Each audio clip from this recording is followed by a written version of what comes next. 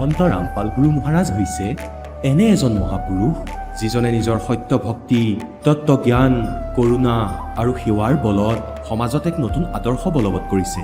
সন্ত ৰামপাল গুৰু মহাৰাজৰ নেতৃত্বত তেওঁৰ সকলো সৎলোক আশ্ৰমে কৰা বিস্ময়কৰ সমাজ কল্যাণমূলক কামে সমাজখনক সোণালী ভৱিষ্যতৰ এক নতুন আশা দেখুৱাইছে। সন্ত ৰামপাল গুৰু মহাৰাজৰ পৰা নাম দীক্ষা গ্ৰহণ কৰাৰ পিছত লাখ লাখ লোকৰ কৰ্কট ৰোগ, এইডছ আদি দুৰাৰোগ্য ৰোগ নিৰাময় হ'ল। সন্তজনাৰ জ্ঞানৰ পৰা অনুপ্ৰাণিত হৈ তেওঁৰ অনুগামীসকলে লাখ লাখ ইউনিট ৰক্তদান কৰে। সন্তজনাই লাখ লাখ ভগ্নী কন্যাৰ যৌতুকমুক্ত বিয়াৰ আয়োজন কৰালে। সন্তজনাই লাখ লাখ মানুহক ড্ৰাগছ আসক্তিৰ পৰা মুক্ত কৰিলে। কোটি কোটি ধ্বংসপ্ৰাপ্ত পৰিয়াল শান্তিত লাগিল। সন্তজনাৰ আশ্ৰমত সমাৱেশৰ সময়ত বিনামূলীয়া চকুৰ চিকিৎসা আৰু দন্ত চিকিৎসাৰ ব্যৱস্থা কৰা হয়। সন্ত ৰামপাল গুৰু মহাৰাজৰ দ্বাৰা পৰিৱেশ সুৰক্ষাৰ উদ্দেশ্যে সময়ে সময়ে বৃহৎ পৰিসৰত বৃক্ষৰোপণ কৰা হয়। সন্তজনাই আৰ্তজনক তাৎক্ষণিক সকাহ দিবলৈ এম্বুলেন্স সেৱা আৰম্ভ কৰিছে। সন্তজনাই তেওঁৰ অনুগামীসকলক তেওঁলোকৰ শৰীৰ দান কৰিবলৈ অনুপ্ৰাণিত কৰে, যাতে মানৱতাৰ সেৱা আৰু চিকিৎসা ক্ষেত্ৰত উন্নতি কৰিব পৰা যায়। সন্ত ৰামপাল গুৰু মহাৰাজৰ সকলো আশ্ৰমত প্ৰতিদিনে বিনামূলীয়া ধৰ্মভোজৰ আয়োজন কৰা হয়, য'ত প্ৰতিবাৰেই প্ৰতিটো জাতি, প্ৰতিটো ধৰ্মৰ মানুহে একেলগে বহি ভোজন কৰে।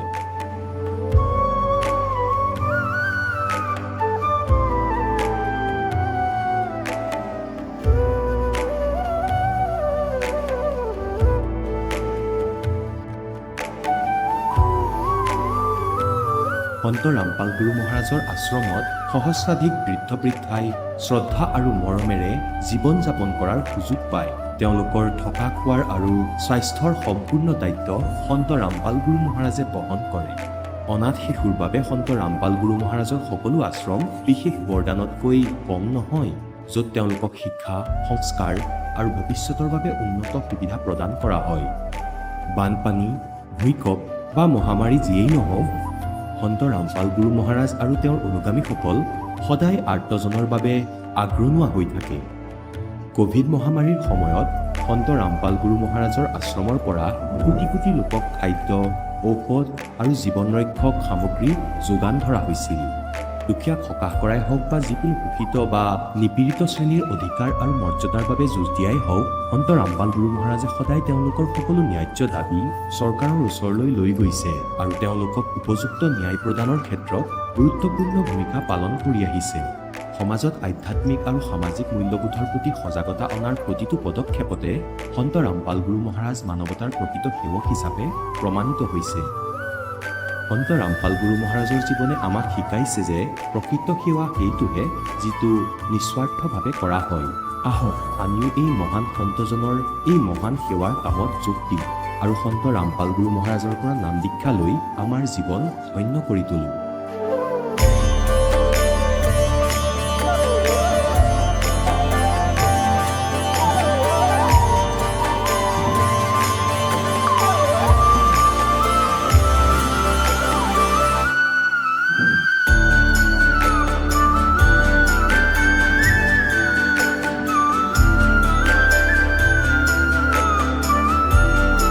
আপোনালোকক পৰিয়ালৰ সৈতে সৎলোক আশ্ৰমলৈ আন্তৰিকতাৰে আমন্ত্ৰণ জনোৱা হয়।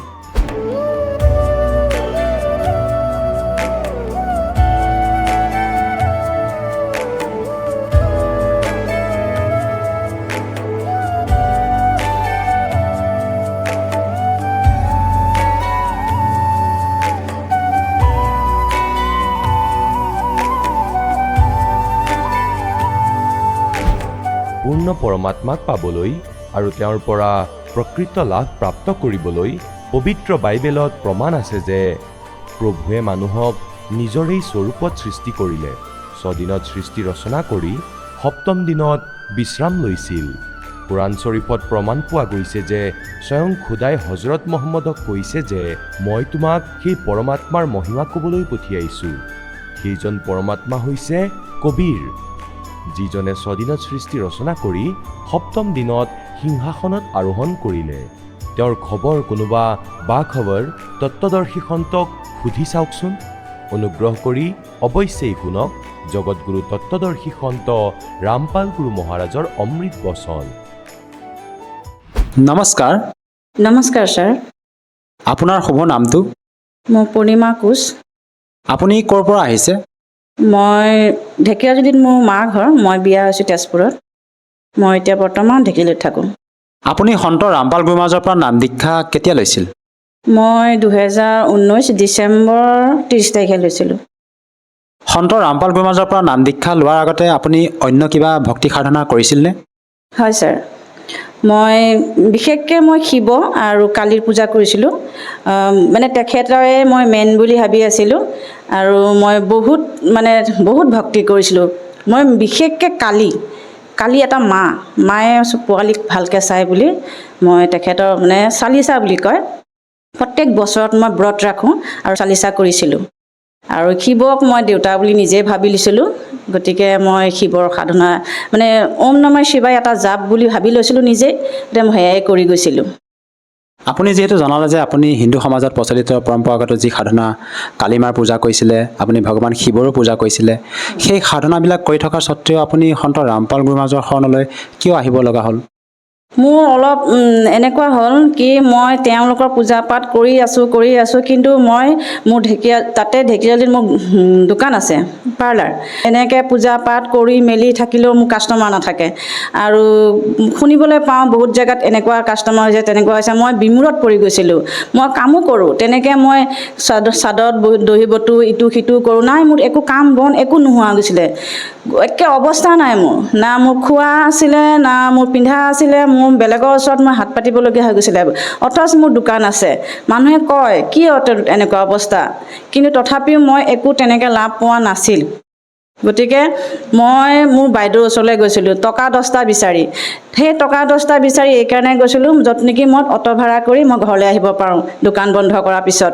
তেতিয়া মোৰ বাইদেউৰ ওচৰত যাওঁতে বাইদেৱে মোক বুজালে, তই যিখিনি সাধনা কৰি আছ সেইখিনি ভুল।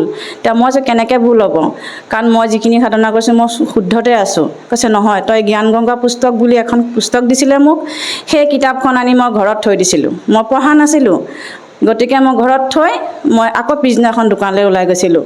ওলাই যাওঁতে মই কিতাপখন লৈ গৈছিলোঁ, কিন্তু ছাৰ মই দোকানৰ ভিতৰত থৈ দিছিলোঁ। মোৰ মাৰি মই সেইদিনাখনো কান্দিছোঁ, ভগৱান কি হৈছে মোৰ দোকানখন। কিতাপখন মই থৈ দিলোঁ। তেনেকৈ বাইদেউ আহিলে, কৈছে এফালে যাবলগীয়া আছে ব'লা যাওঁ।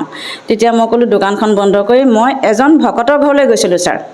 সেই ভকতজনৰ ঘৰত যাওঁতে মই অলপ সময় বহি মই অলপ শান্তি পাইছিলোঁ কিবা এটা। তাৰপিছতো মই এনেকুৱা শান্তিও পোৱা নাছিলোঁ য'ত নেকি মোৰ মাইণ্ডটো আছিলে টকা পইচাৰ ক্ষেত্ৰত। গতিকে মোৰ মাইণ্ডটো টকা পইচাৰ ফালে গৈ আছিলে ছাৰ।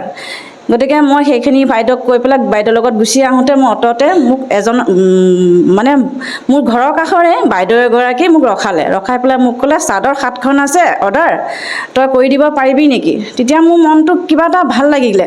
মই হওক দে, মই কিবা এটা কাম পাইছোঁ। দোকান খুলি মই ভিতৰলৈ গ'লোঁ, মই চাদৰখিনি ল'লোঁ। লগে লগে তেনেকৈ মোৰ কাম আহিছে, ফেচিয়েল আহিছে, থ্ৰেডিং আহিছে। তেতিয়া মই আচৰিত পাইছোঁ, কি চমৎকাৰ হে পৰমাত্মা। মই এই চমৎকাৰৰ বিষয়লৈ মই কেতিয়াও নাপাহৰোঁ মই। হে পৰমাত্মা, মই কেতিয়াও নাপাহৰোঁ। ইটোৰ পিছত সিটো মোৰ কাম আজিও ৰখা নাই। সেই পৰমাত্মাৰ দয়াই বুলি ভাবি মই পৰমাত্মাৰ যিটো জ্ঞান গংগাৰ পুস্তক সেইটো মই মূৰত লগাই মই তাতে থৈ পেলাই মই ভাবিলোঁ মই পঢ়িম। মই ইমানেই কামত বিজি হৈ গ'লোঁ য'ত নেকি মই পুস্তক পঢ়িবলৈ আজিলৈকে নোৱাৰিলোঁ। এইকাৰণে নোৱাৰিলোঁ কি মোক পৰমাত্মাই ইমানেই দি দিলে য'ত নেকি মোৰ কমি নহ'ল। তাৰপিছত মই পুস্তক লৈ পেলাই ঘৰলৈ আহিলোঁ। আহি পেলাই মোৰ মানুহজনক ক'লোঁ এনেকুৱা কথা আজি। কৈছে হয়নে, কিমান পইচা আনিছা? মই কৈছোঁ ইমান আনিছোঁ। গতিকে গোটেই ঘৰ ভৰা ৰেচন নিজৰ চব ফালে সুবিধা কৰি দিলে। একমাত্ৰ সন্ত ৰামপাল মহাৰাজৰ কৃপাতে হৈছে এইখিনি। হে পৰমাত্মা। গতিকে তাৰ পিছদিনাখন মই বাইদেউক লগ ধৰি পেলাই মই ক'লোঁ, বাইদেউ মোক কেনেকৈ কি কৰিব পাৰে মই একো নাজানো। কি গুৰু হয়, কি হয় মই আজিলৈকে জ্ঞান গংগা পঢ়াও নাই। আপুনিয়ে লৈ যাওক মোক, নি পেলাই মই নাম দীক্ষা ল'ম। ক'লে হ'ব, আজি নহয় কালি নহয় এনেকৈ মই নাম দীক্ষা ল'লোঁ। লোৱাৰ পিছত মোৰ দোকানখন দুপত ধুনীয়া হৈ গ'ল। তাৰপিছতে মই বহুত দিন ধৰি এটা সন্তানৰ কথা ভাবি থাকিছিলোঁ, গতিকে মোৰ এটা সন্তান থকা হ'লে ভাল আছিলে বুলি। কিন্তু মই ডক্তৰকো দেখাইছিলোঁ, দেখুৱাৰ পিছত ডক্তৰে ক'লে আপোনাৰ বয়স হৈছে এতিয়া, আপুনি অলপ ভয় কৰা কথা আছে। তেতিয়া মই বাদ দিছিলোঁ। এইখিনি মোৰ ভিতৰীয়া কথা, তথাপি মই আজি কৈ আছোঁ। গতিকে মই বাদ দিছিলোঁ। বাদ দিয়াৰ পিছত মই তেতিয়া চিন্তা কৰিলোঁ, হে ভগৱান, হে পৰমাত্মা, আপুনি চব কৰিব পাৰে, কি কৰিব নোৱাৰে। তাৰপিছতে মই মোৰ মানুহজনক ক'লোঁ, আপুনিও নাম দীক্ষা লওক, কিবা না কিবা এটা গুৰুদেৱে কৰিয়ে দিব, সমাধান কৰিয়ে দিব। তেতিয়া মোৰ মানুহজনো ল'লে। মানুহজনে লোৱাৰ পিছত ইমানে ভাল দিন আহিল, মোৰ তাৰপিছত সন্তান এটাও আহিল। সন্তান অহাৰ পিছত ডক্তৰে কৈছে নাই, আমি ইয়াত নোৱাৰিম। তাৰপিছত ঢেকীয়াজুলি দেখাই তেজপুৰলৈ গ'লোঁ। তেজপুৰৰ পৰা গৈ গুৱাহাটীত ৰেফাৰ কৰিলে। তাৰপিছতে ক'লে নহয়, আমাৰ মানুহজনে ক'লে কি ইয়াতে হ'ব, যি হ'ব সন্ত ৰামপাল মহাৰাজেই চব কৰিব পাৰিব, বাকী একো চিন্তা কৰিবলগীয়া নাই। ভালে ভালে মোৰ সন্তানো আহিল, ল'ৰা এটা আছে, আজি 2 বছৰ হৈছে। গতিকে মোৰ একো চিন্তা নাই এতিয়া, সকলো মোৰ শান্তিৰে মোৰ দোকান ঘৰ সম্পূৰ্ণ ধুনীয়াকৈ চলি আছে। একমাত্ৰ সন্ত ৰামপাল মহাৰাজৰ কৃপাতে হৈ আছে এয়া। এইটো আচৰিত কথা, আপুনি সন্ত ৰামপাল গুৰু মহাৰাজৰ জ্ঞান গংগা নামৰ পুথিখন আপোনাৰ দোকানত ৰাখি থোৱাৰ পিছতো আপুনি যাক অধ্যয়নে কৰা নাছিলে, তথাপি আপুনি ইমান লাভ পাবলৈ সক্ষম হৈছে। আৰু লগতে আপুনি যেতিয়া নাম দীক্ষা লোৱাৰ পিছত আপুনি এটি সন্তানৰ কথা ভাবিছিলে, আপুনি নিঃসন্তান আছিলে। নিঃসন্তানৰ পৰা আপোনাক এতিয়া বৰ্তমান এটি সন্তানৰ পৰমাত্মাই কৃপা কৰিলে, সন্তান প্ৰাপ্তি কৰিলে। এইটো কেনেকৈ সম্ভৱ? সন্ত ৰামপাল গুৰু মহাৰাজে আপোনালোকক এনেকুৱা কি ভক্তিবিধি প্ৰদান কৰে, যাৰ দ্বাৰা নেকি আপুনি ইমানখিনি লাভ পাবলৈ সক্ষম হৈছে? সন্ত ৰামপাল মহাৰাজে 4 বেদৰ পৰা আপোনাৰ শাস্ত্ৰৰ পৰা আমাক যিটো ভক্তি দিয়ে, সেই ভক্তিত এনেকুৱা এটা আমাক মন্ত্ৰ দিয়ে, য'ত নেকি আমি সেয়া কৰিলে আমাৰ সকলো দুখ বিপদ যিটো নহ'বলগীয়া কামো হৈ যায়। কিয় কাৰণে হৈ যায়? কাৰণ কি সত্যবিধি আপোনাৰ সাধনা দিয়ে, বেদৰ পৰা উলিয়াই দিয়ে, সেইকাৰণে। আৰু আমাৰ অসমতো বিভিন্ন আধ্যাত্মিক শ্ৰদ্ধালু গুৰু আছে, ভাৰতবৰ্ষত লাখৰ তুলনাত আধ্যাত্মিক গুৰু আছে। তেনে ক্ষেত্ৰত আপুনি অন্য ধৰ্মগুৰুৰ কাষলৈ গৈও ভক্তি সাধনা কৰিব পাৰিলে হয়। আপুনি সন্ত ৰামপাল গুৰু মহাৰাজকে যে গুৰু হিচাপে ধাৰণ কৰিলে, এই ক্ষেত্ৰত কি ক'ব বিচাৰে? মই এটা কথা ক'ব বিচাৰোঁ, মই কোনো ধৰণৰ গুৰুক মই বিশ্বাস কৰা নাছিলোঁ। য'ত নেকি এটাই মই আপোনাক আগতেও কৈছিলোঁ, মই একমাত্ৰ কালী পূজা কৰিছিলোঁ আৰু শিৱ। কিন্তু তেওঁলোকে যে মোক কৰিও একো লাভ নাপালোঁ। মই গুৰু হিচাপে সন্ত ৰামপাল মহাৰাজৰ পৰা যিটো জ্ঞান পালোঁ, মই সৎসং শুনিলোঁ, জ্ঞান গংগা পুস্তক মই চালোঁ, চাই লাষ্টত মই এটাই বুজিলোঁ, এয়াহে সত্য গুৰু। কাৰণ কিয় তেওঁ মুখ কমলৰ পৰা একো নকয়, তেখেতে চব বেদ খুলি দেখায়, এটা বেদ খুলি দেখায়। যিটোৱে আপুনি বিচাৰে সেইটোৱে পাব আপুনি। যেনেকৈ আপুনি বোলে নহয় তেওঁ মুখৰ পৰা কৈছে, সেইটো নহয়, প্ৰমাণৰ সৈতে তেখেতে দি আছে। সেয়া প্ৰমাণ চাই মই তেখেতৰ চৰণত আহিছোঁ। আৰু আপুনি যিহেতু তেখেতৰ জ্ঞান বুজি, তেখেতৰ সৎসং প্ৰবচন শুনি ভালদৰে জ্ঞান বুজি শৰণাগত হৈ বৰ্তমান ভক্তি সাধনা কৰিছে, আৰু আপুনি বিভিন্ন প্ৰকাৰে লাভ পাইছে। এগৰাকী সচেতন মহিলা হিচাপে মই আপোনাৰ পৰা আৰু এষাৰ কথা জানিব বিচাৰিছোঁ, আপোনালোকৰ গুৰু সন্ত ৰামপাল গুৰু মহাৰাজৰ মুখ্য উদ্দেশ্য কি আচলতে? মুখ্য উদ্দেশ্য এইটোৱে, যেনেকৈ আগতে সত্য যুগত কোনো ঠগবাজ নাছিল, ডকাইত নাছিল, কোনো ধৰণৰ ৰেপ নাছিল, কিবা নাছিল, একো নাছিল, চুৰ নাছিল, একোৱে নাছিলে। সত্য যুগত সত্য বাণী আছিল। ঠিক সেই সত্য যুগটো আজিও সন্ত ৰামপাল মহাৰাজে যুঁজি আছে, আৰু তেওঁ আনিহে এৰিব, আৰু হৈও আছে আৰু হ'বগৈ। আপোনাৰ পৰা আৰু এষাৰ কথা জানিব বিচাৰিছোঁ, আমাৰ ভাৰতবৰ্ষত লাখৰ তুলনাত আধ্যাত্মিক গুৰু আছে। তেনে ক্ষেত্ৰত যিসকল আমাৰ এই ভাৰতবৰ্ষত গুৰু আছে, তেওঁলোকৰ যি ভক্তিবিধি, আপোনালোকৰ গুৰু সন্ত ৰামপাল গুৰু মহাৰাজৰ যি ভক্তিবিধি, ইয়াৰ মাজত পাৰ্থক্য কি? পাৰ্থক্য এইটোৱে, আমাৰ সন্ত ৰামপাল মহাৰাজে এটা পাত লুটিয়াই শাস্ত্ৰ অনুকূল ভক্তি দিয়ে। গীতা ভাগৱত যিমান শাস্ত্ৰ আছে, বেদ শাস্ত্ৰ গোটেইখিনি, সেইখিনি শাস্ত্ৰৰ অনুকূল আমাক ভক্তি দিয়ে। আৰু যিখিনি আপোনাৰ গুৰু আছে, তেওঁলোকে আমাক এইখিনি দেখুৱাব নোৱাৰে। তেওঁলোকে মুখ কমলৰ পৰা নিজে যি মন যায় তাকে কৈ দিয়ে, আৰু সেইখিনি বস্তুত আমাৰ একো লাভালাভ নহয়। আৰু যিখিনি এতিয়া সন্ত ৰামপাল মহাৰাজে আমাক শাস্ত্ৰ অনুকূল ভক্তি দিছে, তেওঁ গোটেই শাস্ত্ৰৰ ভক্তিখিনি ধুনীয়াকৈ তাৰপৰা উলিয়াই আমাক যিটো মন্ত্ৰ দিছে, আমি সেই মন্ত্ৰৰে আজি আমি বহুত সুখী। আৰু এগৰাকী আপুনি যিহেতু মহিলা, সেই হিচাপে মই আৰু এষাৰ কথা জানিব বিচাৰিছোঁ, আমি শুনিছোঁ যে আপোনালোকৰ গুৰু সন্ত ৰামপাল গুৰু মহাৰাজৰ আশ্ৰমত যৌতুকমুক্ত বিবাহ অনুষ্ঠিত কৰে, তাত কোনো ধৰণৰ টকা পইচাৰ লেনদেন নহয় বুলি আমি শুনিব পাইছোঁ। সঁচাকৈ আপোনালোকৰ গুৰু সন্ত ৰামপাল গুৰু মহাৰাজে এনেধৰণৰ পদক্ষেপ লৈছেনে আপোনালোকৰ সৎলোক আশ্ৰমবিলাকত? হয় ছাৰ, তাত এটকাও আপোনাক পইচা দিবও নালাগে, ল'বও নালাগে। এযোৰ কাপোৰত বিয়া হৈ যাব, য'ত নেকি আপোনাৰ যিযোৰ কাপোৰ পিন্ধি যাব সেইযোৰ কাপোৰে দৰা কইনা একে ঘৰ পাবগৈ, আৰু এটকাও দিব নালাগে। আৰু আমাৰ তাত যিটো খোৱা বোৱা হয়, তেওঁলোকে ধুনীয়াকৈ ভোজন কৰি আহিবও পাৰে। সম্পূৰ্ণ সন্ত ৰামপাল মহাৰাজে এতিয়া গোটেইখিনি সুবিধা কৰি দিছে। আৰু যিহেতু আপুনি সন্ত ৰামপাল গুৰু মহাৰাজৰ পৰা নাম দীক্ষা লোৱাৰ পিছতে বিভিন্ন প্ৰকাৰে লাভ পাইছে, আৰু আপুনি তেখেতৰ পৰা নাম দীক্ষা নোলোৱাৰ আগতেও জ্ঞান গংগা নামৰ পুথিখন যেতিয়া আপুনি আপোনাৰ দোকানত ৰাখিছিল, তেতিয়া আপুনি বিভিন্ন লাভ পাবলৈ সক্ষম হৈছে। এতিয়া যিসকল দৰ্শকে আজি আপোনাক টিভি স্ক্ৰীণত প্ৰত্যক্ষ কৰি আছে, তেওঁলোকক আপুনি কি বাৰ্তা দিব বিচাৰে যাতে তেওঁলোকেও আপোনাৰ দৰেই উপকৃত হ'ব পাৰে? হয় ছাৰ, মই বাৰ্তানো কি দিম ছাৰ? মই তেওঁলোকক হাতযোৰ কৰি বিনতি কৰিব পাৰিম, মোৰ মা দেউতা, বাই ভনী, ভাই ককাই, তেওঁলোকেও সন্ত ৰামপাল মহাৰাজৰ চৰণলৈ আহক, আহি নাম দীক্ষা লওক। লৈ গোটেইখিনি, যদি তেওঁলোকৰ মনত সন্দেহ আছে, আজিকালিৰ যুগত মোবাইল ফোন আছে, তেওঁক চাৰ্চ কৰি চাব পাৰে। আৰু গোটেই শিক্ষিত সমাজ, তেওঁলোকে চব জানিবই। ইমান আমাৰ এতিয়া সমাজখন মূৰ্খ হৈ থকা নাই। বেদ চাওক, খুলি পেলাই সৎসং চাওক, জ্ঞান গংগা পুস্তক চাওক, সম্পূৰ্ণ তাত লিখাই আছে। সেই শাস্ত্ৰ অনুকূল যদি ভক্তি কৰে, মোৰ নিচিনাকৈ তেওঁলোকে লাভ ল'ব পাৰিব।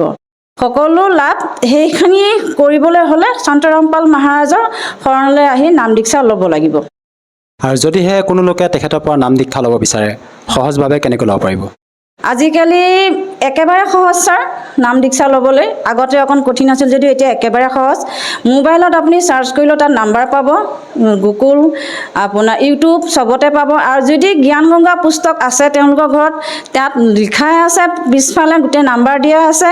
সাধনা চেনেলতো আপোনাৰ এটা শাৰী আহে, নাম্বাৰ আহে, তাতো কল কৰিব পাৰে। য'তে নালাগক, আশ্ৰমত লাগিব, ওচৰৰ চুবুৰীয়া আশ্ৰমলৈ তেওঁলোকে কনভাৰ্ট কৰি দিব।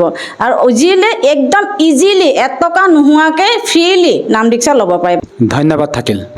নমস্কাৰ। এতিয়া জগতগুৰু তত্ত্বদৰ্শী সন্ত ৰামপাল গুৰু মহাৰাজৰ সৎসংগৰ মাধ্যমেৰে সেই অদ্বিতীয় আধ্যাত্মিক জ্ঞানৰ বিষয়ে জানি লওঁ, যাৰ মাধ্যমেৰে আপোনালোকেও প্ৰাপ্ত কৰিব পাৰিব এনেকুৱা আধ্যাত্মিক, মানসিক আৰু ভৌতিক সুখ, যি এতিয়ালৈকে কেৱল আপোনালোকে মীৰাবাই, ধ্ৰুৱ, প্ৰহ্লাদ আদি কেইজনমান ভক্তৰ জীৱন কথাতহে শুনিছে।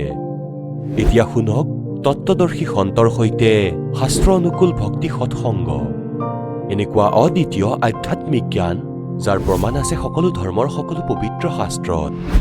কবিৰ পন্থত গুৰু অগণন আছে আৰু সকলোৱে প্ৰচাৰ কৰে, কাৰোৰে কোনো বিৰোধিতা বিবাদ নাই।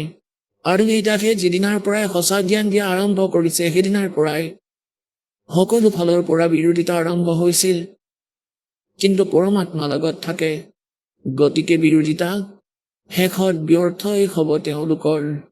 তাৰপিছত সিহঁতে পস্তোৱাৰ বাহিৰে একোৱেই ঢুকি নাপাব। গতিকে এইটো প্ৰথম পৰিচয় কৈছে, তাৰপিছত দ্বিতীয়টো কৈছে कि सतगुरु के लक्षण कहूँ मधुरे बैन विनोदे, 4 वेद 6 शास्त्र वो कहे 18 बोधे। সৎগুৰুৰ দ্বিতীয়টো লক্ষণ কৈছে যে তেওঁ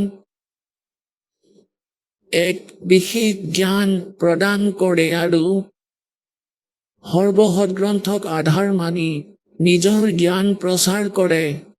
সকলো সৎগ্ৰন্থৰ, সকলো ধৰ্মৰ মূল জ্ঞানৰ তেওঁ জ্ঞাতা।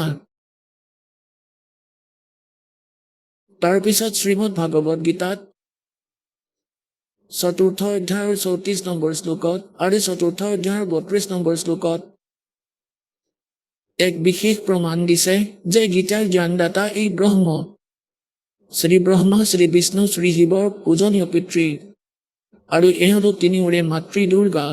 গতিকে ইয়াৰ লোকত আমি বাস কৰি আছো। ই কাল, ইয়াক অভিশাপ দিয়া হৈছে 1 লাখ মানৱ হৰিধাৰী প্ৰাণীৰ সূক্ষ্ম শৰীৰক।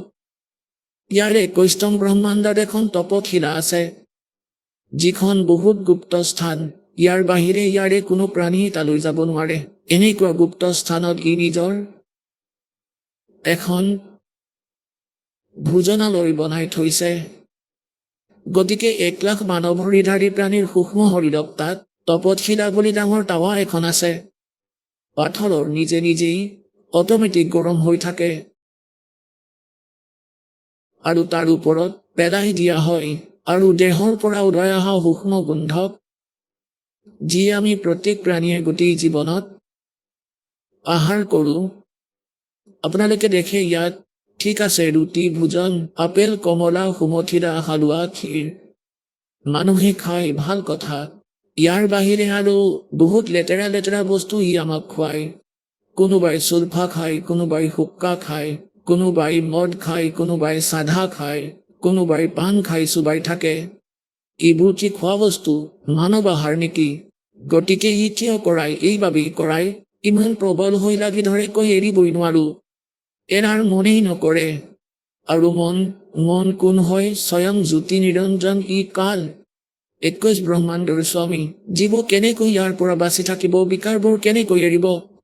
এই নিৰঞ্জনৰ দেউতাকক পালে, এই নিৰঞ্জনতকৈ শক্তিশালী সমৰ্থবানজনক পালে তেতিয়াহে মনে আঁতৰিব ধৰিব, ই দূৰলৈ পলাব। তেতিয়াহে প্ৰাণীয়ে এই বিকাৰবোৰ এৰিব পাৰিব। মনক পৰমাত্মাইহে বাধা দিব পাৰে। গতিকে সেই পৰমাত্মা সমৰ্থবান কবি পৰমেশ্বৰ। গতিকে এই যি সকলো বেয়া বস্তু আমাক খুৱায়, সেয়া সি নিজৰ বাবে মছলা তৈয়াৰ কৰে আপোনাৰ মাধ্যমেৰে। যেতিয়া যিয়ে বেছি বিকাৰ কৰি থৈছে তাৰ পৰা সি বেছি আনন্দ পায়, তেতিয়া তাক সেই তপত শিৰাত বেছি সময়লৈকে ভাজে, যাতে তাৰ পৰা গোটেই লেতেৰা উলিয়াই ল'ব পাৰে। জীৱন অমৰে সূক্ষ্ম শৰীৰ সদায় জীয়াই থাকে, কিন্তু কষ্ট বহুত পায়। সূক্ষ্ম শৰীৰধাৰী প্ৰাণীবোৰক, মানৱ শৰীৰধাৰী প্ৰাণীবোৰক, 1 লাখ মানৱ শৰীৰধাৰী প্ৰাণীক তপত শিৰাৰ ওপৰত ই সিহঁতক বেয়াকৈ তপতাই। যেনেকৈ মাকৈ ভাজিলে চিটিকিব ধৰে, এনেকৈ সেই প্ৰাণীও চিটিকে আৰু তাৰ পৰা সকলো লেতেৰা উলিয়াই তাক পঠিয়াই দিয়ে, উৰাই দিয়ে। সেই টাইমে ফিক্স কৰি থৈছে অট'মেটিক। তাৰপিছত এই প্ৰাণীয়ে নিজৰ কৰ্ম অনুসাৰে ধৰ্মৰাজৰ দৰবাৰত শাৰী পাতি থিয় হয় নিজৰ নেক্সট জীৱনৰ বাবে কিনো আদেশ দিব তাক। তাৰপিছত কৰ্ম অনুসাৰে গাধ হ'বলগীয়া থাকিলে গাধ হয়, ৰজা হ'ব লাগিলে ৰজা হয়, দেৱতা হ'ব লাগিলে স্বৰ্গলৈ যায়। আৰু 84 লাখ যোনিৰ যদি সংস্কাৰ আছে তালৈ যোৱা আৰু ভ্ৰমি ফুৰা। ই নিজৰ স্বাৰ্থ পূৰণৰ বাবে আপোনালোকক ইয়াতে বন্দী কৰি থৈছে। গতিকে ইয়াত যি আমি 4ৰ্থ অধ্যায় 32 নম্বৰ শ্লোকত আৰু শ্ৰীমদ ভাগৱত গীতা অধ্যায় 4 শ্লোক 32 আৰু 34ত এটা বিশেষ জ্ঞান দিছে। গীতাৰ জ্ঞানদাতা ই ব্ৰহ্ম, ই কাল। গীতাৰ অধ্যায় নম্বৰ 11 শ্লোক নম্বৰ 32ত ই স্বয়ং স্বীকাৰ কৰিছে যে অৰ্জুন মই কাল, আৰু এই সকলো লোককে খাবলৈ মই এতিয়া প্ৰকট হৈছো। যদি শ্ৰীকৃষ্ণই কৈ থাকিলে হয় গীতাৰ জ্ঞান, তেওঁ এইটো নকলে হয় যে মই এতিয়াহে প্ৰকট হৈছো, এতিয়া আহিছো। শ্ৰীকৃষ্ণটো অৰ্জুনৰ লগত আগতেই বিদ্যমান আছিলে। গতিকে এই যি কাল, ই শ্ৰীকৃষ্ণত প্ৰৱেশ কৰি এই গীতাৰ জ্ঞান কৈ আছে। গতিকে ই গীতাৰ 18টা অধ্যায় কৈ দিলে, 700 শ্লোক কৈ দিলে। তাৰ পিছত ই গীতাৰ অধ্যায় নম্বৰ 4 শ্লোক নম্বৰ 32ত এক বিশেষ হিণ্ট দিছে।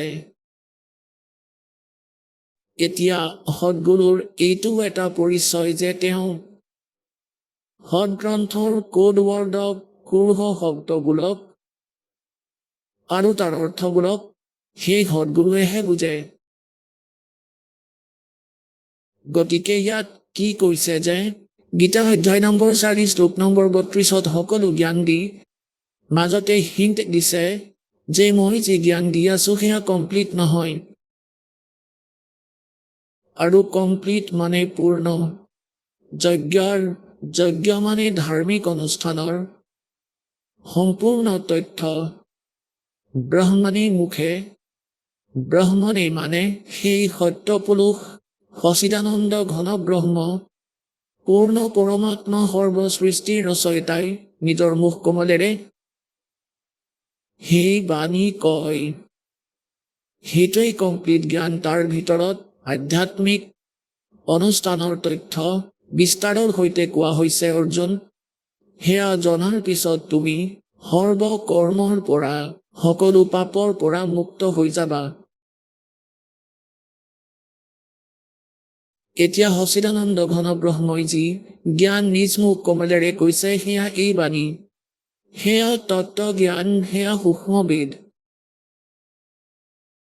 যি গীতা, বেদ, কোৰাণ আৰু বাইবেল তিনিখন কিতাপৰ সংগ্ৰহ। এখন তৰাত, জাবুৰ আৰু ইঞ্জিল। তাক বাইবেল বুলি কয় তিনিওখনকে একত্ৰিত কৰি কৰা। গতিকে ইয়াৰ জ্ঞানতকৈ বেলেগ জ্ঞান সি, যি সচিদানন্দ ঘন ব্ৰহ্মই নিজ মুখ কমলেৰে কৈছে। এতিয়া ৪ৰ্থ অধ্যায়ৰ ৩৪ নম্বৰ শ্লোকত কৈছে যে অৰ্জুন, সেই তত্ত্বজ্ঞানক যি স্বয়ং আহি পৰমাত্মাই কৈছে, আৰু এই যি জ্ঞান গীতাৰ, পুৰাণৰ, বেদৰ, গীতা, বেদ, কোৰাণ আৰু বাইবেলত তিনিখন কিতাপৰ সংগ্ৰহ আছে। এয়া যি জ্ঞান, সেয়া এই কাল ভগৱানে দিয়া।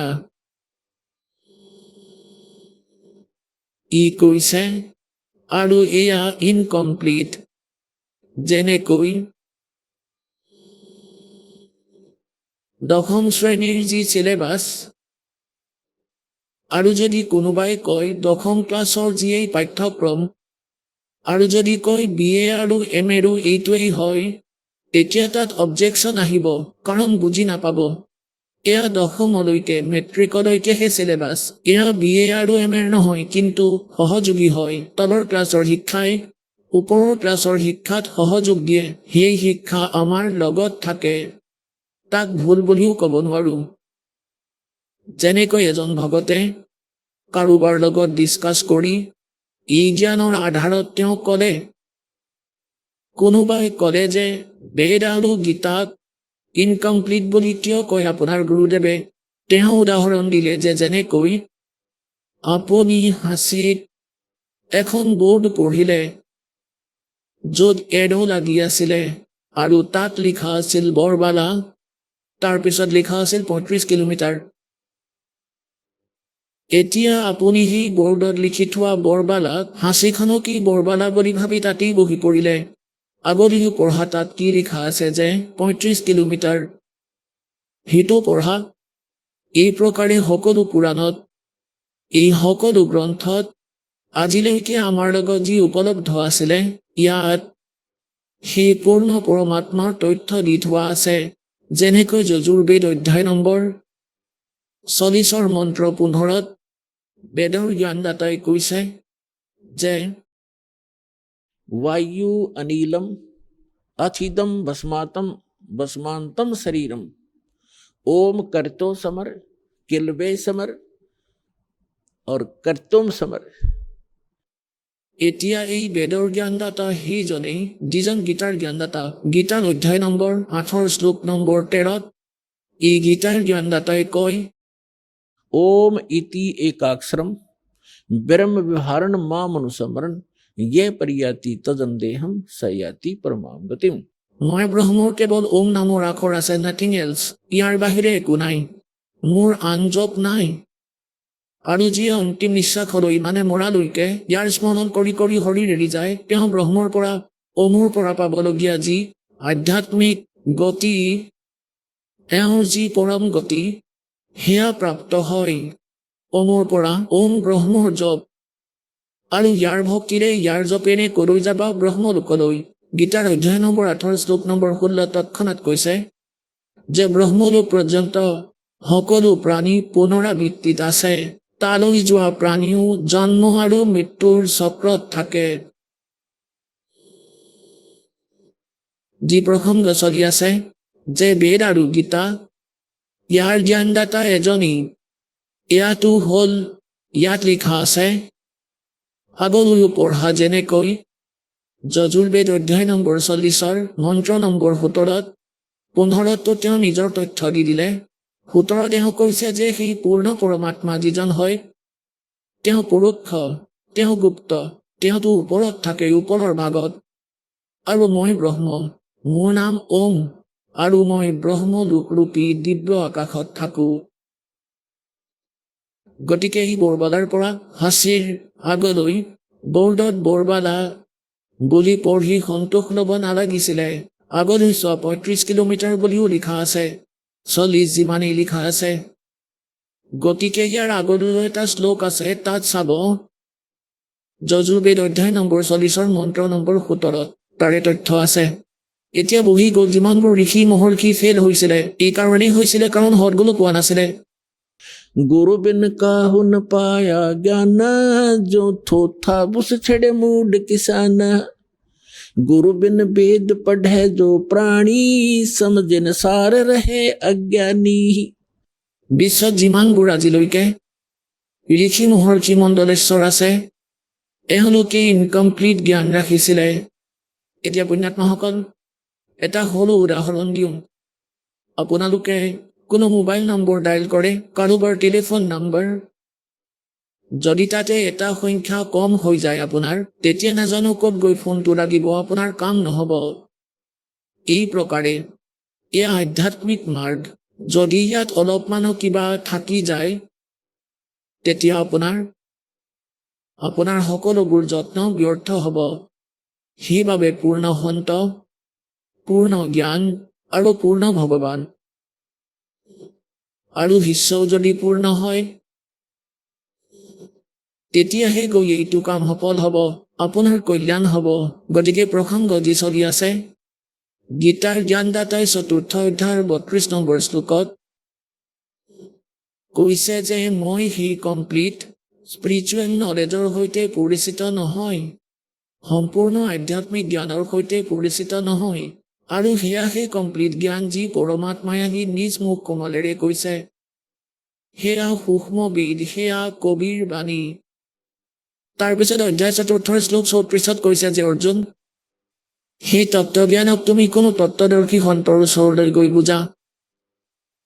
তেওঁক দণ্ডৱত প্ৰণাম জনালে, কপটতা এৰি প্ৰশ্ন কৰিলে সৰলতাপূৰ্বক, তেতিয়া সেই তত্ত্বদৰ্শী সন্তই তোমাক সেই তত্ত্বজ্ঞানৰ উপদেশ কৰিব। গতিকে ইয়াৰ পৰা সিদ্ধ হ'ল যে গীতাৰ ভিতৰত সেই তত্ত্বজ্ঞান নাই, যি তত্ত্বজ্ঞান হয়, যাক আমি সূক্ষ্ম বেদ বুলি কওঁ। এতিয়া তত্ত্বদৰ্শী সন্তৰ পৰিচয় কৈছে গীতাৰ অধ্যায় নম্বৰ 15 শ্লোক নম্বৰ 1। তাত কি কৈছে যে ঊৰ্ধ্ব মূলম অধ শাখম অশ্বত্থম প্ৰাহু অব্যম ছন্দাসি যস্য পৰ্ণানি য়ে তম বেদ স বেদবিদ। এয়া ওলোটাকৈ ওলমি থকা সংসাৰলোপী আহঁতৰ গছ, এক দৃঢ় আৰু যি সন্তই আৰু পাত ইত্যাদি ইয়াৰ যি বিভাগ পাত আছে, আৰু যি সন্তই এই সংসাৰৰূপী ওলোটাকৈ ওলমি থকা বৃক্ষৰ সকলো বিভাগক ভিন্ন ভিন্নকৈ ক'ব পাৰিব। সা বেদবিদ। বেদবিদ মানে তেওঁ তত্ত্বজ্ঞানৰ সৈতে পৰিচিত, তেওঁ বেদৰ তাৎপৰ্য জানোতা, অৰ্থাৎ তেওঁ তত্ত্বদৰ্শী সন্ত। গতিকে পুণ্যাত্মাসকল, যি সময়ত পৰমেশ্বৰে, এনেইতো পৰমেশ্বৰে আমাৰ বাবে ভ্ৰমিয়ে আছে। যিদিনাৰ পৰা আমি নিজৰ পিতাক এৰি আহিছিলোঁ, এওঁতো জানিছিলেই যে আমাৰ অৱস্থা বেয়া হ'ব বুলি। বেয়া হ'ব ইহঁতৰ, কিন্তু কিনো কৰিব দেউতাকে। যদি ল'ৰা ছোৱালীয়ে অযথা কামবোৰ নিজেই কৰিবলৈ যায়, যেনেকৈ পুণ্যাত্মাসকল আমি এনেকুৱা ডাঙৰ ভুল কৰি থৈছোঁ। আমি যি ইয়াত শাস্তি পাই আছোঁ কুকুৰ গাধ হৈ, মূৰত পোক লাগে, ভৰি ভাঙি যায়, কষ্টত মৰে, কাৰোবাৰ কেঞ্চাৰ হয়, কাৰোবাৰ পুত্ৰ কাৰোবাৰ পুত্ৰী ঢুকায়, বেয়া অৱস্থা হয়। এই কষ্টবোৰ আমাৰ বাবে কম, যেনেকুৱা ভুল আমি কৰি আহিছোঁ। যেতিয়া আপোনালোকৰ ভাঙৰ নিচা লাহে লাহে কমি যাব, ইয়াৰে অজ্ঞানতাবোৰো আঁতৰিব, এই কাল ভগৱানৰ, তেতিয়া আপোনালোকৰ এই দাসৰ এটা এটা বচন কৰি হৃদয়ত লাগিব, আৰু ই লাগিব আপোনালোকৰ অন্তৰত, আৰু আঁতৰ কৰিব যি লেতেৰা আপোনাৰ অন্তৰত জমা হৈছে, অজ্ঞানতাৰ কথা। আমি গম পোৱা নাছিলো, গতিকে পিছত অনুভৱ কৰিম, তেতিয়া হৃদয়ত আগ্ৰহ বাঢ়ি গৈ থাকিব। সত্যলোকত আমাৰ বাবে সকলো সুখ আছিল। যিমানবোৰ নকৰি সন্ত আছে, সকলোবোৰ ইতিহাস চাইলো যে বেদৰ জ্ঞাতা বিদ্বানগোলাসকলে পৰমাত্মাক নিৰাকাৰ বুলি কয়। ধিক্কাৰ এনেকুৱা ঋষি মহৰ্ষি মণ্ডলেশ্বৰ সন্তসকলক বেদত সাকাৰ নৰাকাৰ বুলি কৈছে। পৰমাত্মা ওপৰৰ লোকত থাকে, তাৰ পৰা গতি কৰি আহে আৰু নিজৰ আত্মাবোৰক জ্ঞান প্ৰচাৰ কৰিবলৈ, জ্ঞান দিবলৈ আহে। এনেকৈয়ে বাইবেলত উৎপত্তি গ্ৰন্থত স্পষ্ট কৰিছে যে পৰমাত্মাই 6 দিনত সৃষ্টি ৰচিছে, আৰু তেওঁ 6টা দিনা মানুহক ৰচিছে, আৰু নিজৰ দৰে ৰচিছে। নিজৰ দৰে সিহঁতৰ নিজৰ স্বৰূপ অনুসাৰে সিহঁতৰ উৎপত্তি কৰিছে, নৰ আৰু নাৰী বুলি উৎপন্ন কৰিছে। গতিকে ভগৱান কেনেকুৱা? খ্ৰীষ্টিয়ান সমাজে কয় গড ইজ ফৰ্মলেছ। কি কথা হ'ল পৰমাত্মা নিৰাকাৰ? সমগ্ৰ হিন্দু সমাজে কয় ভগৱান নিৰাকাৰ বুলি। সমগ্ৰ শিখ সমাজে কয় পৰমাত্মা নিৰাকাৰ। আৰু ই এনেকৈয়ে সমগ্ৰ মুছলমান ধৰ্মই কয় পৰমাত্মা অদৃশ্য নিৰাকাৰ। আৰু আমাৰ সকলো সদগ্ৰন্থই কয় যে পৰমাত্মা সশৰীৰ নৰাকাৰ মনুষ্য সদৃশ আৰু তেওঁৰ নাম কবীৰ। আৰু সেইজনেই পৰমাত্মা যি কাশীত শিপিনীৰ ৰূপত এজন তাঁতীৰ ৰূপত আহিছিল। এওঁ পৰম পৰমাত্মা সকলোৰে জনক, এওঁ আমাৰ দুখ বুজোতা। যি প্ৰসংগ চলি আছে এতিয়া তালৈ আহোঁ, যে সেই পৰমাত্মা আমাৰ বাবে ভ্ৰমি আছে, আৰু যুগ যুগ ধৰি ভ্ৰমি আছে। কিন্তু আমি সেই পৰমাত্মাক চিনি পোৱা নাই, কিয়নো আমাক এই কাল ভগৱানে নকৰি দূত পঠিয়াই অজ্ঞানী কৰাইছে। গতিকে আজিলৈকে যিমানবোৰ এই সন্ত মহৰ্ষি হৈছে, মণ্ডলেশ্বৰ হৈছে, অথবা কাজী মোল্লা পণ্ডিত হৈছে, এই সকলোৱে তত্ত্বজ্ঞানৰ সৈতে অপৰিচিত আছিল, আৰু ইহঁতে আমাকো ওলোটাকৈ পাঠ পঢ়াইছে। আৰু সেই যে ওলোটাকৈ পাঠ পঢ়াইছিলে সেয়াই আজিলৈকে আমাক বাধা দি আছে দাসে। চন 1994ৰ পৰা আজি 2013লৈকে প্ৰায় 19 বছৰমান হৈছে সংগ্ৰাম কৰা। সিহঁতে মোক জেললৈ পঠিয়াইছে, মিছা গোচৰ লগাই, মিছা অপবাদ দি, নকলি সন্ত ঋষি আচাৰ্য আৰু দুষ্টসকলে। কোনো কথা নাই, পৰমাত্মাৰ বাবে আমাৰ যিমানেই কষ্ট নহওক কিয় আমাৰ মিছন সফল হ'ব লাগে, যাতে বিশ্বৰ কল্যাণ হয়, সকলো প্ৰাণীয়ে পৰমাত্মাক চিনি পাওক, সত্যলোকলৈ যাওক। দাসৰ উদ্দেশ্য ইমানেই। আৰু ধিক্কাৰ তেওঁলোকক বাইবেল পঢ়াসকলক, যিয়ে পৰমাত্মাক ফৰ্মলেছ বুলি কয়, তেওঁৰ কোনো আকাৰ নাই, এনেকৈ ধিক্কাৰ দিওঁ। কোৰাণ শ্বৰীফ পঢ়াসকলক নিৰাকাৰ বুলি কয়। আৰু চুৰাত ফুৰকানী আয়াত নম্বৰ 25, 52, 59 স্পষ্ট কৰিছে যে সেই পৰমাত্মা কবীৰ। আৰু যি পৰমাত্মাই 6 দিনত সৃষ্টি ৰচিলে আৰু 7 নম্বৰ দিনা আকাশ আৰু মাটিৰ মাজত যিবোৰ আছে সকলো উৎপন্ন কৰিলে, তাৰ পিছত তখ্তত গৈ বিৰাজমান হ'ল, তাক মানে সিংহাসন। যেনেকৈ আমি ইতিহাসত পঢ়িছিলো যে দিল্লীৰ তখ্তত 12 বছৰ আয়ুসতে বাবৰ, আকবৰ দিল্লীৰ সিংহাসন ৰাজগাদ্দীত বহিছিলে। দিল্লীৰ তখ্ত মানে সিংহাসন। এনেকৈ বেদতো লিখা আছে যে পৰমাত্মা দেখাত ৰজাৰ সমান, তেওঁ সিংহাসনত বহি আছে ওপৰৰ লোকত, দেওলোকৰ 3য় পৃষ্ঠত। গতিকে পুণ্যাত্মাসকল, ইয়াতো সেইটোৱেই প্ৰসংগ আহে যে गुरु बिन काहू न पाया ज्ञाना, जो थोथा बोझ छड़े मूड किसाना। गुरु बिन वेद पढ़े जो प्राणी, समझे न सार रहे अज्ञानी। গতিকে পুণ্যাত্মাসকল, যেতিয়া আপোনালোকে এই জ্ঞান বুজি পাব যে 21 ব্ৰহ্মাণ্ডত কোনো সদগুণো নাই, এই দাসৰ অতিৰিক্তে, ইয়াক অহংকাৰ বুলি ভাবা বা সঁচা জ্ঞান বুলি ভাবা, কিছুদিনতে এইটো কথা বুজি পাব। কাৰণ দাসে সকলো মহাপুৰুষৰ অভিজ্ঞতা পঢ়িছে। আৰু প্ৰত্যেক ধৰ্মৰ ধৰ্মগ্ৰন্থ পঢ়িছে। প্ৰত্যেক ধৰ্মগ্ৰন্থৰ বৰ্তমানৰ যিমানবোৰ মাৰ্গদৰ্শক আছে তেওঁলোক নিজৰ সদগ্ৰন্থৰ লগত অপৰিচিত। তেন্তে কিহৰ গুৰু? গুৰু কিহৰ সদগুৰু? আৰু সদগুৰুৰ বাহিৰে কোনেও নিজৰ পৰিচয় নিদিয়ে। সদগুৰুৰ তলত কোনো কথাই নকয় সকলোৱে। সৰল শ্ৰদ্ধালুসকলে কয় আমাৰ সদগুৰু। যেতিয়া সদগুৰুৰ জ্ঞান হ'ব তেতিয়া আপোনালোকে গম পাব যে সদগুৰু কাক কয়। তাৰে পৰিচয় দিয়া হৈ আছে। যেনেকৈ প্ৰসংগ 1 পুণ্যাত্মাসকল, আপোনালোকৰ হৃদয়ত স্থান ল'বলৈ এটা বিন্দুত বহুত উদাহৰণ দিয়া হয়। তেতিয়াহে গৈ আপোনালোকৰ সেই মলি অজ্ঞানতা আঁতৰ হয়। আৰু সেইবোৰ আঁতৰাই যেনে বুদ্ধিমান পেইণ্টাৰ যিবোৰ থাকে সিহঁতে পুৰণি ৰংটো আঁতৰাই। যদিও সেইবোৰ 20 বাৰমান ঘঁহিবলগীয়া হয় তেতিয়াহে অৰিজিনেল পেইণ্টটো লাগি ধৰিব তাত, নহ'লে লাগিবই নিদিব, অদ্ভুত লগা হ'ব।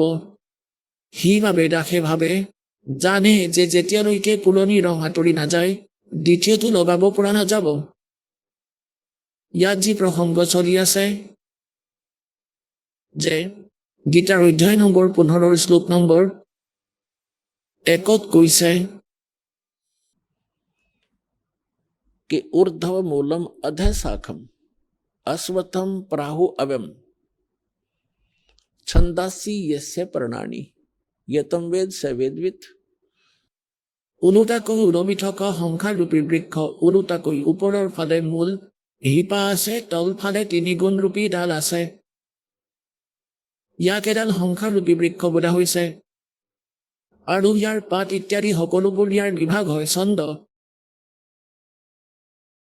আৰু যি সন্তই ইয়াৰ সকলোবোৰ বিভাগ জানে তেওঁ তত্ত্বদৰ্শী সন্ত। যিয়ে আটাইতকৈ ভালদৰে চিনাকি কৰাই দিব পাৰে। সকলোবোৰ পৰিচয়ৰ ভিতৰত এইটো এটা বিশেষ পৰিচয়।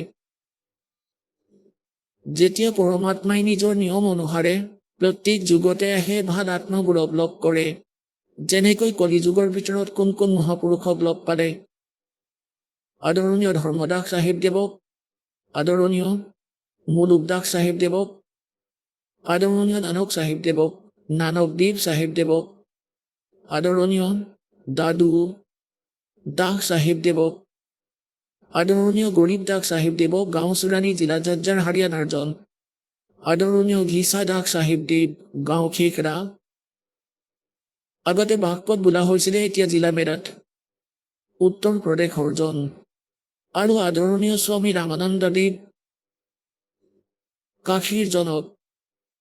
আগতে স্বামী ৰামানন্দদেৱ পণ্ডিত বৰ্ণত জন্ম লৈছিলে। 104 বছৰীয়া স্বামী ৰামানন্দদেৱ আছিলে আৰু 5 বছৰীয়া লীলাময় শৰীৰত 5 বছৰীয়া আছিলে, লীলা কৰিছিলে।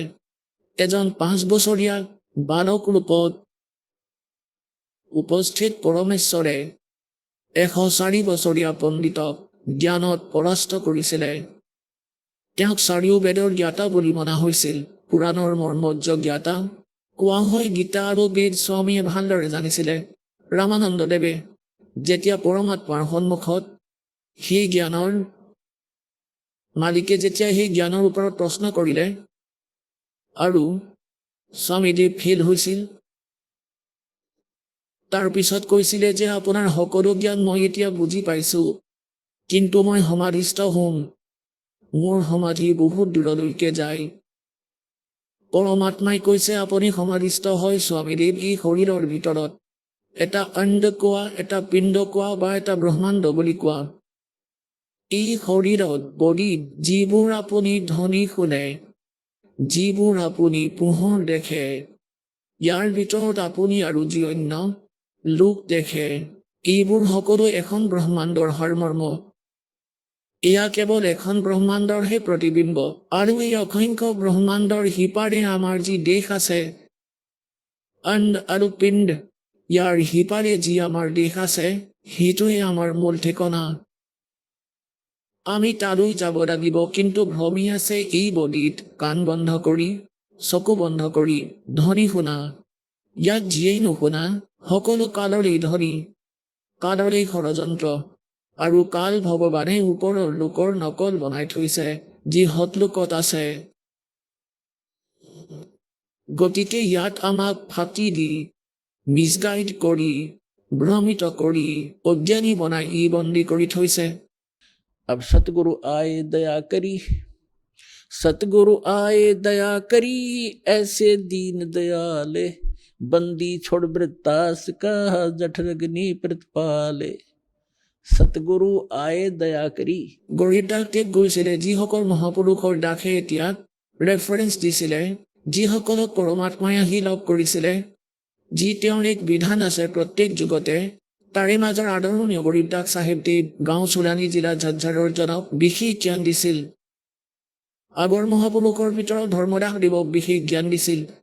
তাৰে পিছত আকৌ অন্য মহাপুৰুষসকলকো যেনেকৈ আদৰণীয় নানক চাহেবকো জ্ঞান দিছিলে। কিন্তু তেওঁৰ যি বিশেষ জ্ঞান আছিলে সেয়া সংগ্ৰহ কৰিব পৰা নগ'ল। তেওঁৰ এটা বিশেষ জ্ঞান আছিলে প্ৰাণ সংগলিত।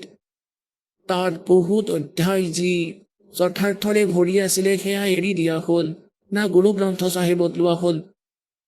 কাৰণ যিয়েই নহওক কিয় সেই জ্ঞান তেওঁ সঠিককৈ পাইছিলে। পৰমাত্মাই পৰিচিত কৰাইছিল নানকদেৱক, সৎলোকলৈ নিছিলে, আকৌ এৰি দিছিলে, কিন্তু সেই জ্ঞান কমপ্লিটকৈ পোৱা নগ'ল। এতিয়া গুৰু গ্ৰন্থ চাহেব সংগ্ৰহ কৰাৰ সময়ত যিজন পঞ্চম গুৰু অৰ্জুন দেৱ আছিলে শিখ গুৰু, তেওঁৰ দৃষ্টিকোণ এনেকুৱা আছিলে যেনেকৈ ভাই বালাবাৰী জন্মসাক্ষীত সমুদ্ৰ সাক্ষীত এটা প্ৰমাণ আছে।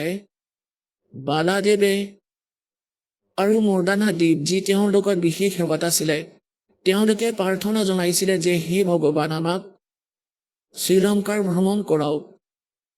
তেতিয়া কৈছিলে যে চকু বন্ধ কৰা, চকু বন্ধ কৰিছিল। চকু খোলাত সমুদ্ৰৰ পাৰত পালে নিজক। তাৰপিছত নানক চাহেবদেৱে ক'লে মোৰ লগত সমুদ্ৰৰ ওপৰেৰে আহা, মোৰ পিছে পিছে আহা। তিনিও এনেকৈ গ'ল যেন মাতিলে গৈছে, আৰু লগতে এইটোও কৈছিলে যে ৱাহেগুৰু জপ কৰি থাকিবা। আৰু নানক চাহেবে সত্য নামৰ জপ কৰি আছিলে 2 আখৰৰ। তেতিয়া মৰ্দানাই ভাবিলে যে গুৰুদেৱেতো 2 আখৰৰ নাম জপ কৰি আছে, য'ত এটা ওম আছে আৰু তাত যি সাংকেতিক। তেতিয়া মৰ্দানাৰ আশংকা হ'ল যে আমিও গুৰুদেৱে যি জপ কৰি আছে আমিও জপ কৰিব লাগে সেই মন্ত্ৰ। তেতিয়া মৰ্দানাও সেই 2 আখৰৰ মন্ত্ৰ জপ কৰিবলৈ ধৰিলে। তেতিয়া ডুবিবলৈ আৰম্ভ কৰিলে, কক বকাবলৈ ধৰিলে। তেতিয়া নানক চাহেবদেৱে দেখিলে আৰু ক'লে যে মৰ্দানা, মোৰ নকল নকৰিবা, তোমাক মই যি আদেশ দিছোঁ সেইটো জপ কৰা। গতিকে ইয়াত সমগ্ৰ শিখ সমাজৰ গুৰুৰ অন্তৰত এই কথাটো সমাৱেশ হ'ল যে গুৰু নানক দেৱে এই সত্যনাম যি 2 আখৰৰ নাম, ইয়াক জপ কৰিবলৈ একেবাৰে বাধা দিছে। যদি কোনোবাই জপ কৰে তেতিয়া গুৰুদেৱৰ আজ্ঞাৰ সি অৱহেলা কৰাৰ দৰে হ'ব, শাস্তি হ'ব, যেনেকৈ মৰ্দানা মৰাৰ পৰা বাচিলে, নহ'লে ডুবিল হয়। আহক আমি এতিয়া সেই শ্ৰদ্ধালুসকলৰ অনুভৱবোৰ জানো, যিসকলে জগতগুৰু তত্ত্বদৰ্শী সন্ত ৰামপাল গুৰু মহাৰাজৰ পৰা দীক্ষা প্ৰাপ্ত কৰিছে তথা তেওঁ কোৱা ভক্তি মাৰ্গ এওঁলোকে অৱলম্বন কৰি আছে। নমস্কাৰ ছাৰ।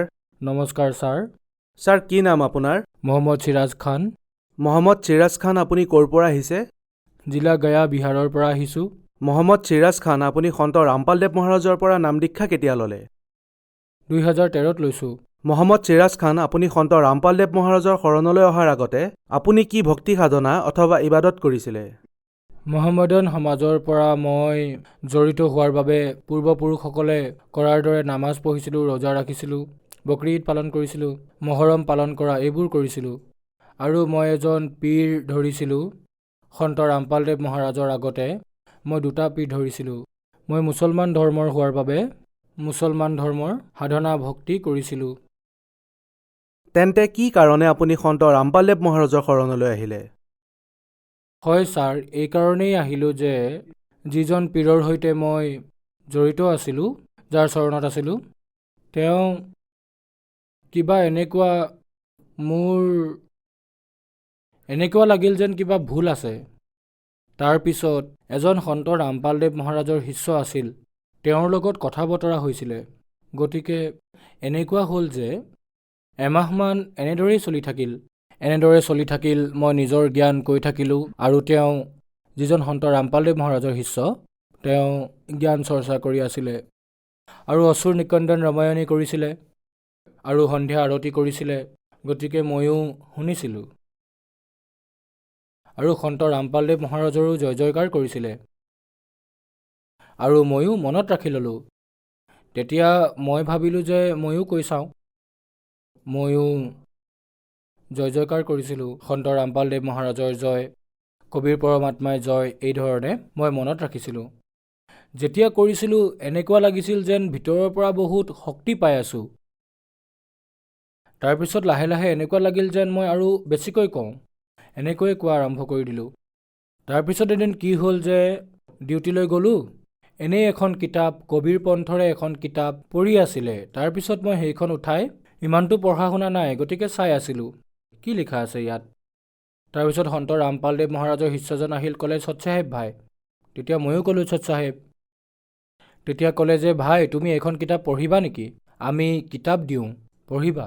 মই সুধিলোঁ কি কিতাপ? ক'লে জ্ঞান গংগা আছে। মই সুধিলোঁ আৰু কিবা?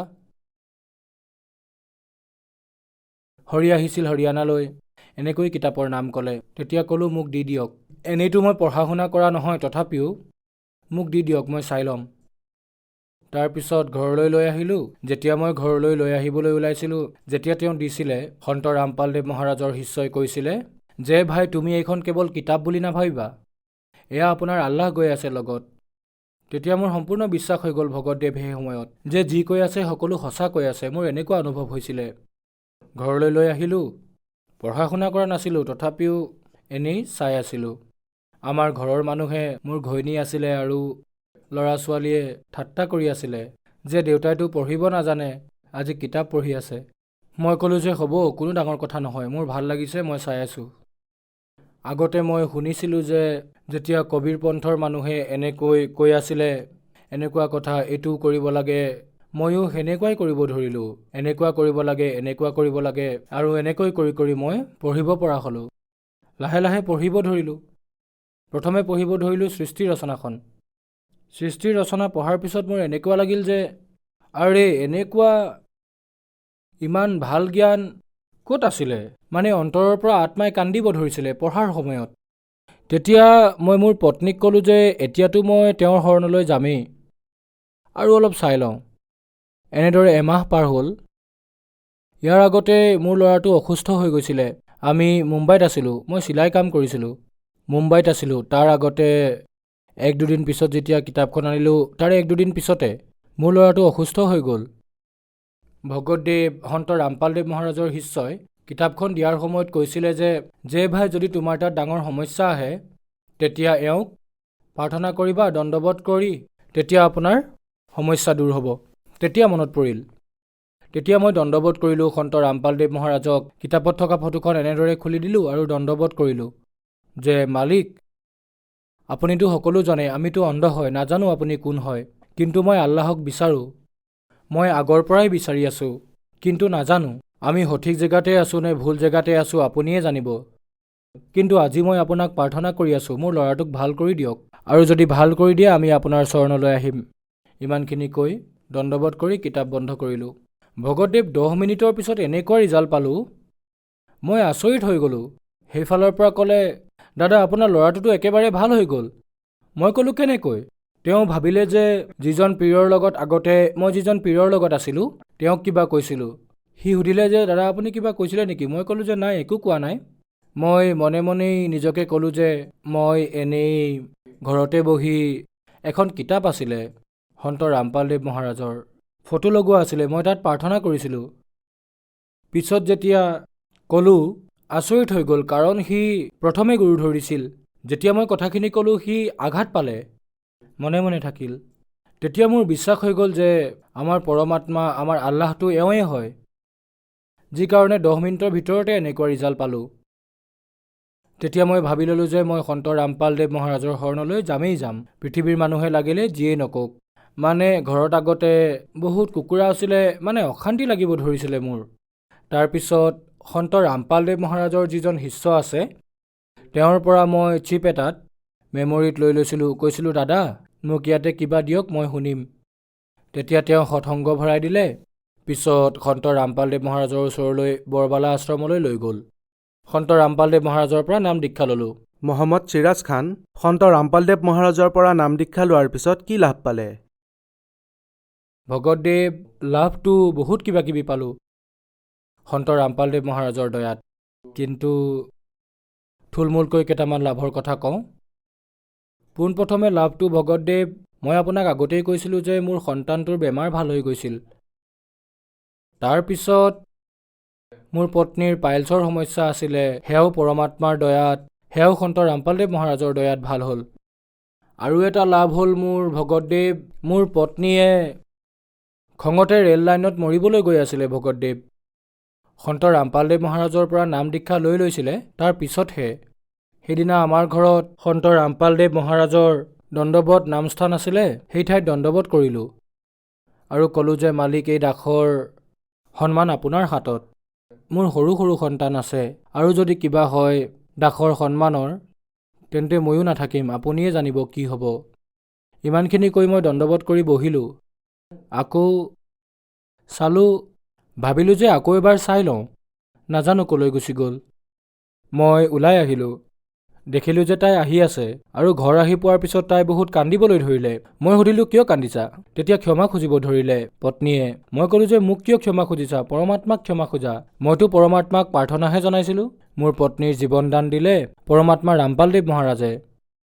তাৰপিছত মোৰ মাজু সন্তানটো ল'ৰা, সি প্ৰণামস্থলীৰ তলতে সি শুৱে ৰাতি হ'লে, আৰু এখন বিচনা আছিলে সন্মুখত আগলৈ, তাতে মোৰ ডাঙৰ ল'ৰাটো শুইছিলে আৰু বেলেগ ল'ৰাও শুইছিলে। আৰু সেই বিচনাখনৰ তলত এডাল সাপে এনেকৈ বহি আৰু এনেকুৱা কৰি গুৰুৰ ফটোখনৰ সন্মুখত প্ৰাণ এৰিলে। মোৰ ল'ৰা ছোৱালীয়ে সন্মুখত শুই আছিলে ৰাতি। তাৰপিছত কি হ'ল যে ৰাতি কিবা শুনা যেন লাগিছিলে। মই ভাবিলোঁ যে বাহিৰতে কিবা মাত ওলাইছে।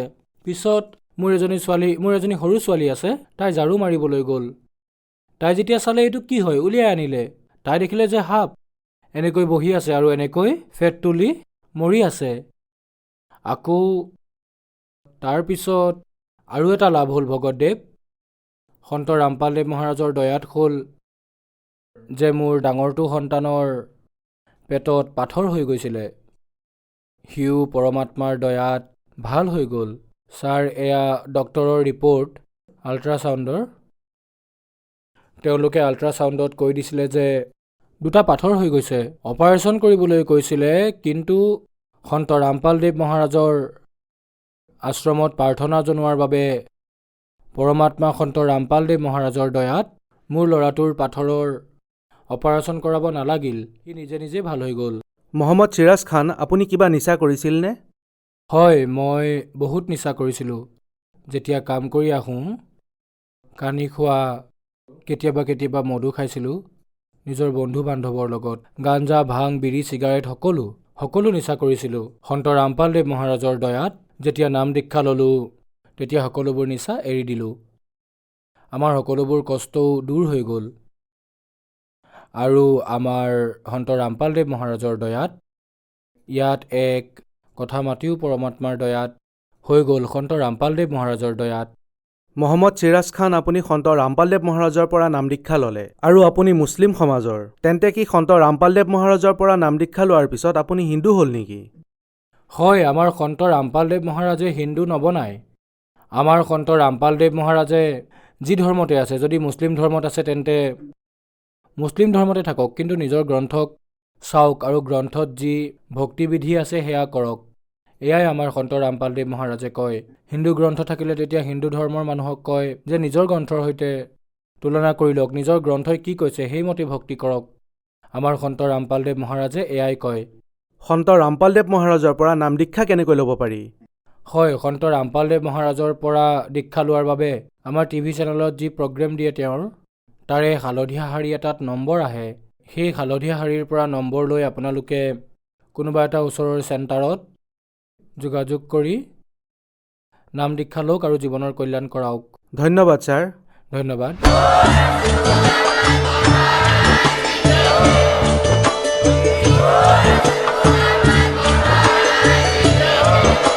আপুনি শুনি আছিলে জগতগুৰু তত্ত্বদৰ্শী সন্ত ৰামপাল গুৰু মহাৰাজৰ মংগল প্ৰবচন। অধিক জানিবৰ বাবে ভিজিট কৰক www.jagatgururampalji.org। সন্ত ৰামপাল গুৰু মহাৰাজৰ শুভ আশীৰ্বাদত সমগ্ৰ বিশ্বতে 500তকৈ অধিক নাম দীক্ষা কেন্দ্ৰ আছে, য'ত সন্ত ৰামপাল গুৰু মহাৰাজৰ দ্বাৰা বিনামূলীয়াকৈ নাম দীক্ষা দি থকা হৈছে। আপোনাৰ ওচৰৰ নাম দীক্ষা কেন্দ্ৰৰ ঠিকনা জানিবলৈ সম্পৰ্ক কৰক 7082208528।